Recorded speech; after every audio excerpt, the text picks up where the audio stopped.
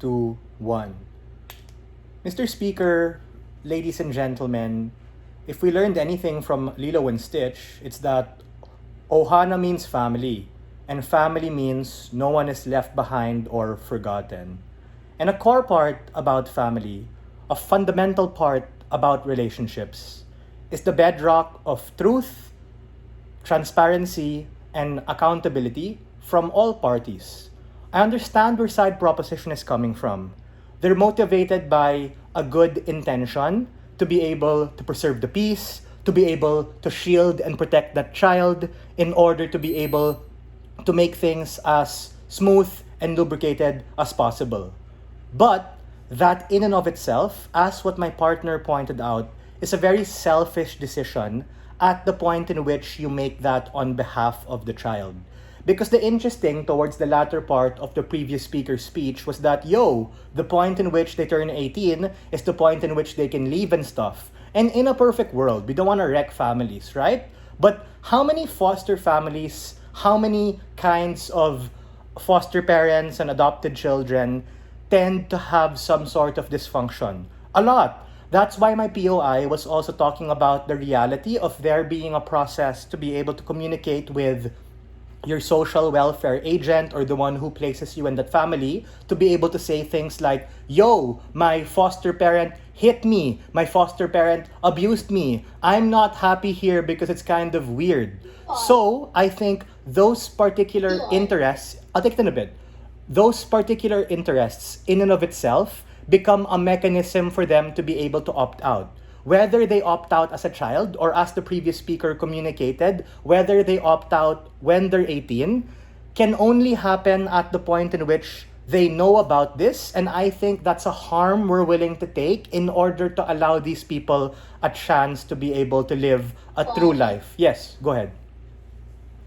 Right. So do you understand that we did say that if they suffer any harm when they're adults, they can still opt out because people have opted out from even biological connections. So yeah, but the thing is exclusive. Yeah, the thing is, in your first speech, you responded to my POI by saying, bro, we won't tell them even when they're 18. So, whether or not we tell them when they're a kid or whether or not we tell them when they're 18 is exactly the point in which we keep them trapped in this fairy tale land of not knowing. Ignorance isn't bliss because like what my partner also mentioned, and this is the weighing and impacting portion, even if it leads to those like painful decisions, I'll take you in a bit again later, I'll take another one later.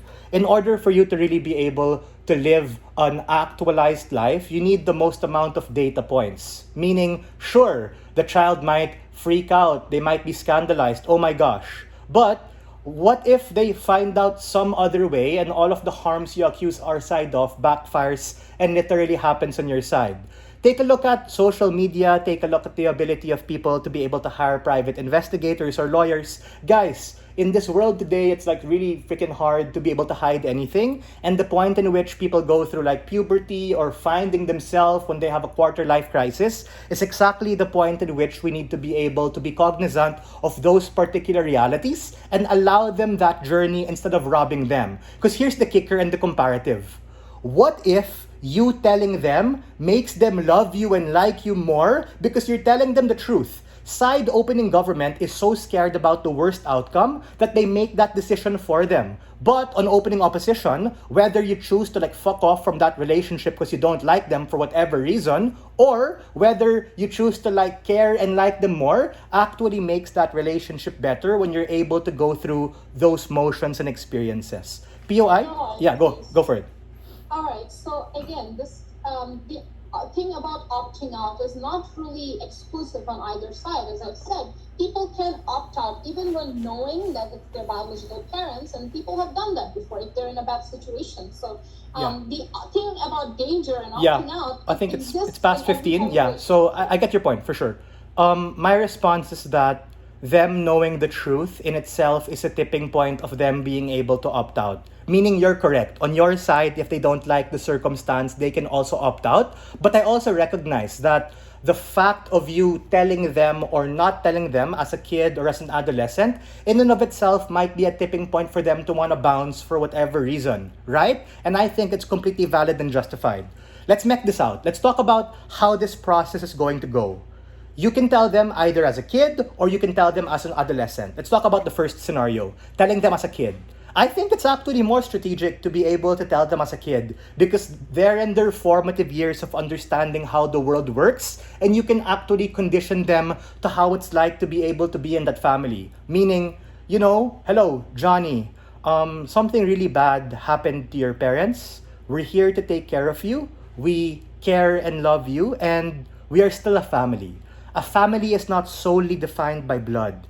A family can truly be redefined by those people who actually put you to sleep tonight, those people who wash your ass, those people who actually take a huge part of their life to actually create and care about you, which in and of itself will probably make little Johnny maybe at first confused, maybe at first kind of scared. But that's exactly where you can parent and you can child and you can actually have that experience of easing into it and letting them get conditioned to those particular realities. And in instances where, let's say in the second scenario, maybe you choose to tell them when they're 18, it's exactly the point at which you can unlock what the previous speaker said. Meaning, yeah, it's not an exclusive thing to be able to bounce, but the point in which they choose to bounce because of that, meaning they don't feel that degree of connection with you because they prioritize that whole blood thing being more important, then they're justified to be able to leave. On side proposition, you make that choice and those people aren't able to live at all. We think that there's entirely a world where being able to tell the truth and being able to have those difficult conversations, whatever point strategic, maybe it's a vacation, maybe it's at the point in which everyone's chill, it's exactly the point in which, it's already out of order, it's exactly the point in which you're going to be able to have that family kind of thing. Ladies and gentlemen, no family is perfect. No relationship is perfect. But in fact, the most difficult and painful and scary conversations are actually the things you need to be able to have. We from Opening Opposition believe that it's the interest of the parent to be able to do this. It makes them, the child, and the relationship better. The truth will set you free. We are very proud to stand on side negative.